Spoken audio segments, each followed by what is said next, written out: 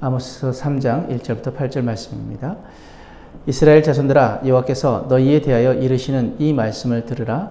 애굽 땅에서 인도하여 올리신 모든 족속에 대하여 이르시기를 내가 땅의 모든 족속 가운데 너희만을 알았나니 그러므로 내가 너희 모든 죄악을 너희에게 보응하리라 하셨나니 두 사람이 뜻이 같지 않은데 어찌 동행하겠으며 사자가 움킨 것이 없는데 어찌 수풀에서 부르짖겠으며 젊은 사자가 잡은 것이 없는데 어찌 굴에서 소리를 내겠느냐.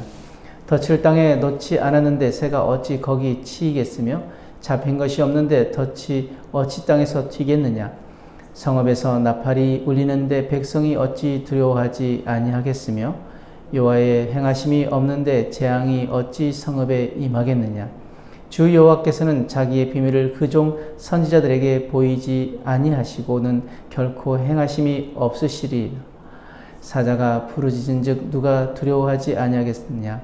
주 여호와께서 말씀하신즉 누가 예언하지 아니하겠느냐. 아멘.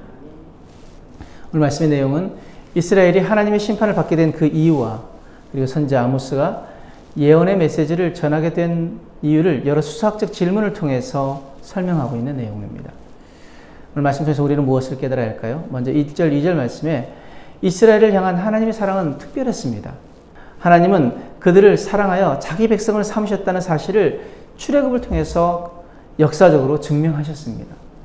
또 하나님은 이스라엘을 향해서 너희만을 알았다라고 말씀하시므로 그 사랑이 얼마나 크고 강렬한지 설명하십니다. 그런데 이스라엘에 대한 하나님의 알은 지식적인 그 알미 아니라 친밀한 관계를 통해서 전인격적으로 이 백성들을 이해하시고 하나님께서 사랑하셨다는 것입니다. 그렇게 깊은 관계 안에 있었기 때문에 하나님은 그 이스라엘의 죄를 묵과하실 수 없었습니다. 그래서 이스라엘에게 보응하시겠다는 뜻을 밝히십니다. 이는 이스라엘이 그 받은 특권과 은혜에는 그에 따른 마땅한 책임이 있다는 사실을 보여줍니다. 마찬가지로 우리가 하나님의 자녀가 되어지는 귀한 특권을 누리게 되어졌습니다. 그 은혜를 누리게 되어졌습니다. 그렇다면 하나님의 자녀에 마땅한 책임이 따른다는 것이죠. 그런데 하나님께서 우리를 어떻게 사랑하셨습니까? 아까 말씀드렸듯이 지식적인 그런 알미 아니라 전인격적으로 우리를 이해하시고 우리를 사랑하셨다는 것이죠. 우리를 향한 하나님의 사랑은 자녀를 사랑하는 부모의 마음과 같습니다. 그래서 이사야서 49장 15절 말씀에 여인이 어찌 그 젖먹는 자식을 잊겠으며 자기 태에서 난 아들을 긍휼히 여기지 않겠느냐. 그들은 혹시 잊을지라도 나는 너를 잊지 아니할 것이라. 사랑하는 그 자녀에 대한 그 사랑이 육신의 부모의 마음과 같을 뿐 아니라 더 깊다라고 말씀하십니다. 그들은 혹시 잊을지라도 나는 결코 너를 잊지 않을 것이다 말씀하시기 때문이죠. 하나님의 깊고 진한 사랑을 헤아리고 말씀을 따라 온전한 삶을 살아내는 것이 사랑을 입은 자의 마땅한 길입니다. 우리가 하나님 자녀의 특권을 받았다면 하나님 자녀답게 살아가는 것이 마땅한 길인 것처럼 우리가 하나님의 그 사랑을 온전히 받았다면 그 사랑을 입은 자처럼 우리가 행해야 한다는 것이죠. 요한복음 14장 15절 말씀에 너희가 나를 사랑하면 나의 계명을 지키리라. 너희가 정말 나를 사랑하니? 그렇다면 내 계명을 지켜야 되지 않겠니? 즉 내가 너에게 말하는 분부한 모든 것을 지켜 행해야 되지 않겠니? 이것이 하나님 우리에게 요구하시는 것이라는 거죠. 3절 6절 말씀에 하나님은 이유 없이 심판하시는 분이 아니십니다.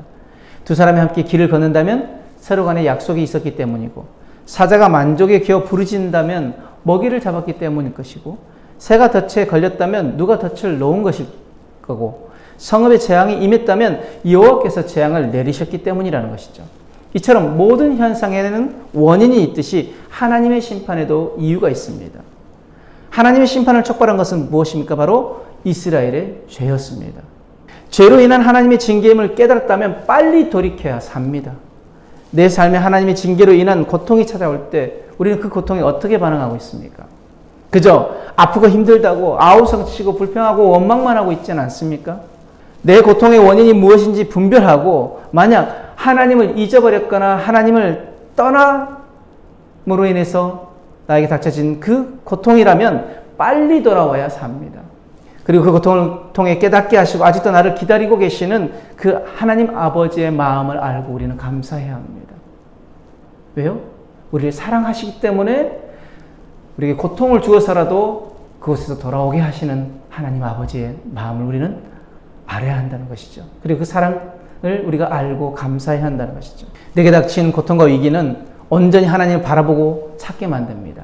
그러므로 그 고통은 축복입니다. 그 고통 속에서 회개하고 돌이키고 다시 하나님 앞으로 나와서 그 은혜를 구할 때 그 고통은 감사로, 그 고난은 축복으로 변하게 되는 것입니다. 히브리서 12장 5절, 6절, 11절은 우리에게 이렇게 말씀하십니다.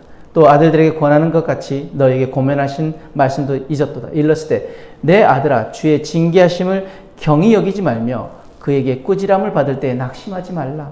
주께서 그 사랑하시는 자를 징계하시고 그가 받아들이시는 아들마다 채찍질하심이라 하였으니 무릇 징계가 당신은 즐거워 보이지 않고 슬퍼 보이나 후에 그로 말미암아 연단받은 자들은 의와 평강의 열매를 맺느니라. 아멘. 하나님께서 우리를 징계하실 때 때로는 그 징계가 당시에는 즐거워 보이지 않고 슬퍼 보이지만 그러나 그로 말미암아 우리가 연단받은 자들은 의와 평강의 열매를 맺는다라고 말씀하십니다. 그러므로 하나님의 징계는 하나님의 사랑이며 그리고 하나님의 사인입니다. 빨리 돌아오라는 것. 하나님께로 빨리 돌아와야 삽니다. 7절 8절 말씀에 아모스는 사자처럼 포효하시는 하나님의 음성이 두려워서 하나님의 심판을 예언하지 않을 수 없었습니다. 세상 사람들의 반대와 조소 또 변하지 않는 그 현실 때문에 그만두고 싶을 때도 있었지만 현실의 어려움보다 하나님이 더 두려웠고 하나님의 그 마음을 알았고 그 마음을 동감했기에 그렇기에 아모스는 하나님 말씀을 전한 것이었죠. 만약 이 땅에 그 아모스와 같은 마음을 지닌 주의 종들이 사라진다면 이 땅에 죄는 더 심하게 그리고 이 땅은 더 어두워진 세상이 되어질 것입니다. 세상에 많은 메시지들이 선포되어집니다. 그러나 그 메시지들이 정말 하나님의 마음을 담은 메시지인지 그저 사람의 귀를 즐겁게 하는 메시지인지 정말 사람들에게 평안하다 안전하다 하는 그 메시지가 선포되어지는 그때 우리는 데살로니가전서 5장의 말씀을 우리는 너무나 잘 알고 있습니다. 그래서 항상 기뻐하라 쉬지 말고 기도하라 범사에 감사하라 이는 그리스도 예수 안에서 너희를 향하신 하나님의 뜻이니라. 이건 우리가 너무나 잘 암송하고 있는 말씀입니다. 하지만 데살로니가전서 5장 시작은 어떻게 시작합니까? 형제들아 때와 시기에 관하여는 너에게 쓸 것이 없음을 주의 날이 밤에 도적같이 이를 줄을 너희 자신이 자세히 알미라. 너희가 평안하다 안전하다 할 그때에 잉태된 여자에게 해상 고통이 이른 것 같이 멸망이 호련히 이르니 결단코 피하지 못하리라. 분명히 말씀하십니다. 너희가 평안하다 안전하다 할 그때에 주의 날은 도둑같이 임한다라고. 그때는 너희가 결단코 피하지도 못할 것이라고 말씀하십니다. 그러므로 지금 이 시대에 선포되어야 하는 말씀이 무엇입니까? 예수님께서 이 땅 가운데 오셔서 선포하셨던 말씀, 회개하라 천국이 가까이 왔느니라. 회개해야 삽니다. 돌이켜야 삽니다. 하나님은 어떤 하나님이십니까? 사랑의 하나님이시기도 하지만 죄에 분노하시는 하나님이십니다. 나홈 1장 2절에서 7절 말씀에 여호와는 질투하시며 심판하시는 하나님이시다. 쉬운 성경 버전으로 제가 말씀드립니다. 여호와는 악한 사람에게 보복하시며 몹시 노하시는 하나님이다. 여호와는 주를 거스르는 사람에게 보복하시며 원수에게 노하신다. 여호와는 쉽게 노하지 않으시며 능력이 크신 분이다. 죄인을 심판하지 않으신 채 내버려 두지 않으신다. 그렇게 쉽게 노하지 아니하신 하나님께서 뭐라고 말씀하십니까? 주께서 노하시면 아무도 살아남지 못한다. 주의 크신 진노를 아무도 당하지 못한다. 주의 진노가 불처럼 쏟아지니 바위가 부서진다. 쉽게 노하지 아니하신 하나님께서 노하시면 아무도 살아남지 못하고 아무도 당하지 못하고 모든 것이 다 부서진다라고 말씀하십니다. 그러나 여호와는 선하시다. 어려움을 당할 때 피난처가 되시며 그는 그에게 피하는 자를 알고 계신다. 즉 하나님을 믿고 하나님을 의지하고 하나님께 돌아오는 자는 하나님의 피난처가 되어지시고 피할 바위가 되어지신다는 것이죠. 하지만 그 말씀을 무시하고 그 경고를 무시하고 계속 하나님의 말씀을 떠나 살아가면 결국 무엇 하신다고 말씀하십니까? 그 죄로 인해서 하나님이 노하시고 그 노하심 앞에는 아무도 살아남을 수 없다는 것입니다. 평안하다 안전하다 할 이때에 우리는 하나님 말씀에 귀 기울여야 하며 선포되어지는 그 말씀에 우리가 귀 기울이고 하나님의 뜻을 알고 하나님께서 원하시는 것이 무엇인지 깨닫고 하나님이 원하시는 것이 우리에게 돌아오는 것이라면 하나님께로 돌아가는 것이라면 우리는 빨리 그 자리에서 돌이켜 하나님께로 돌아가야 합니다. 오늘도 하나님 마음을 알고 하나님의 뜻을 알고 하나님의 그 뜻대로 행하는 저와 여러분들의 삶이 되어지길 주님으로 축복합니다. 아멘. 기도하겠습니다. 사랑과 은혜 하나님 감사합니다. 만약 우리가 하나님의 징계 가운데 있다면 빨리 돌이키게 하시고 평안하다 안전하다 외치는 이 시대에 하나님의 한탄과 아픔에 귀 기울이게 하사 가족과 이웃을 구원으로 인도하는 경고의 나팔이 되어지게 하여 주옵소서. 감사하며 예수님 이름으로 기도드렸습니다. 아멘.